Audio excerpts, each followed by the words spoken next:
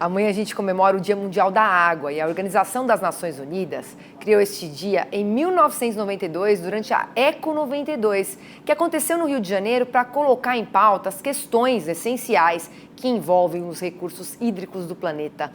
Todos os anos a ONU coloca um tema em discussão e neste ano é Salvem os Nossos Glaciares. E quem vai falar um pouco mais sobre esse tema é o Arthur Miller, meteorologista aqui do Canal Rural. Boa tarde, Arthur. Seja muito bem-vindo. Obrigado, Priscila. Uma boa tarde para você que nos acompanha aqui no Mercado e Companhia. Pois é, temática desse ano muito importante, já que as geleiras contribuem na regulamentação do clima, né? Ou seja, é aquele contrabalanço de ar frio e ar quente, proveniente principalmente de ciclones. A gente sabe que a Terra sempre busca o equilíbrio. A partir do momento que a gente percebe que as geleiras estão derretendo, a gente tem um problema que é uma situação que agrava mais a questão do aquecimento, né? Então, o que a gente tem que pensar daqui para frente? A gente sabe que os gases de efeito estufa estão em concentrações aí nunca antes registradas e isso tem a ver com a questão de aquecimento. Então, o que o produtor e toda a sociedade tem que pensar daqui para frente? É a questão que a gente bate na tecla, que é a sustentabilidade, porque quanto mais a gente conseguir suavizar essa curva de emissões, menos impacto a gente vai ter no futuro, porque a gente tem que depender mais da questão dos fenômenos naturais da Terra. Quanto mais a gente agrava a situação, e a gente percebe muito bem isso, questão das estações já não tão bem definidas, né? Outonos e invernos mais quentes, chuvas que atrasam com mais frequência, quando chove, chove tudo de uma vez só, que inclusive, semana passada, quando eu estive em Corumbá, os pecuaristas estavam preocupados, já que os rios estão baixando os níveis na região de Mato Grosso do Sul e isso está tendo impacto nas pastagens, consequentemente no gado. Então, a gente percebe que as coisas estão mudando. Então, o que o pecuarista, o que os agricultores podem esperar daqui para frente? Que a temperatura vai seguir elevada, né? Então, tem que ter aí investimento na genética bovina em relação ao calor, sementes aí mais adaptadas às intempéries para a gente sempre continuar, né, produzindo alimentos para alimentar todo mundo. E claro, não é só um papel do agro, é um papel da sociedade como um todo, da gente usar os recursos que a gente tem na terra, até com mais inteligência.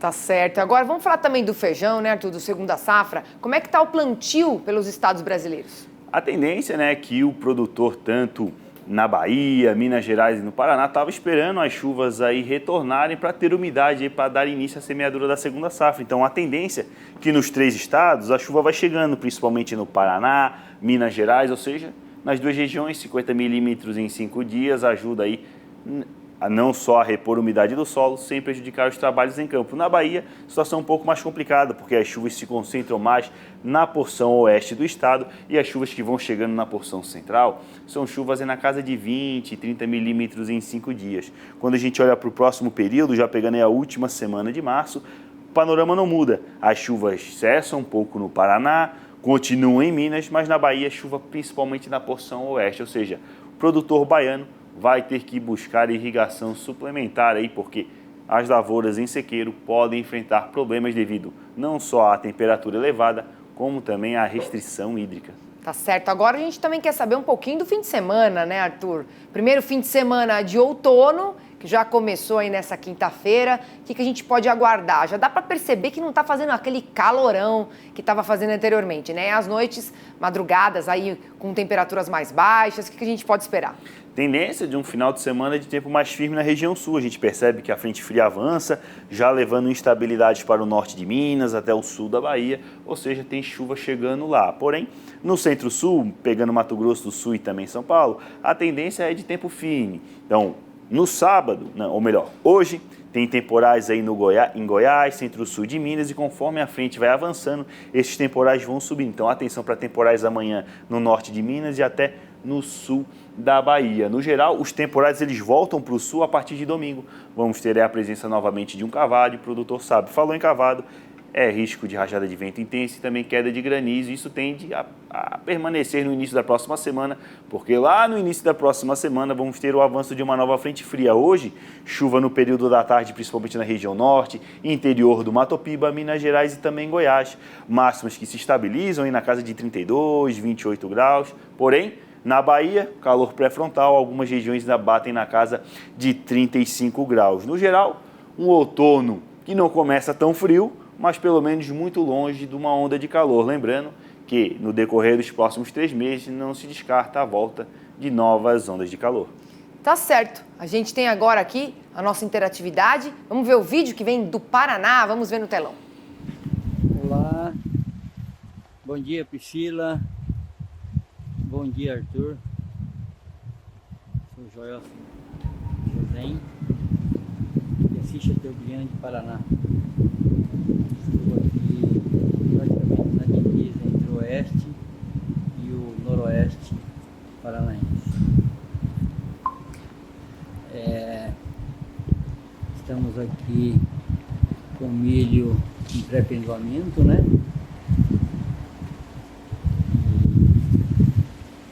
E a previsão aí, e que se fizesse uma mágica. Uma mágica. Fez uma mágica aqui. Seria bom se a gente conseguisse, né, Arthur, fazer mágica, mas por enquanto tá difícil. Tá difícil, porque a gente está falando muito disso, da questão das temperaturas elevadas, chuva muito irregular. Quando a gente olha para o oeste do Paraná, foi uma região muito afetada aí por esse desbalanço hídrico. Quando a gente pensa para os próximos dias, já no início da próxima semana, eu falei que tem o cavalo, então já no domingo tem risco de temporais na região e a frente fria da semana que vem já traz mais uns 40, 50 milímetros de chuva. Janela de tempo firme na primeira semana de abril, depois uma nova frente fria vai avançar trazendo chuva, pelo menos aí 100 milímetros em 30 dias.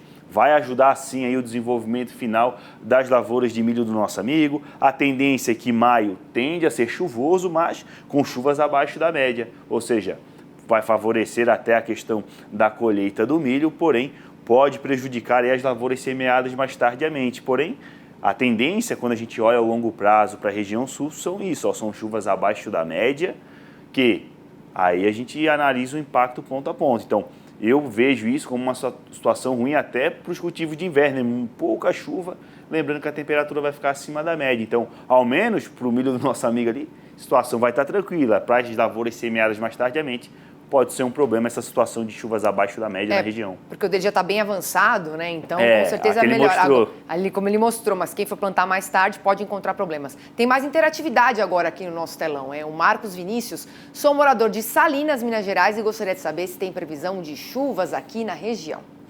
Então, olhando para o norte de Minas, a gente percebeu, né, que a frente fria está avançando e vai chegar chuva sim aí para o norte de Minas.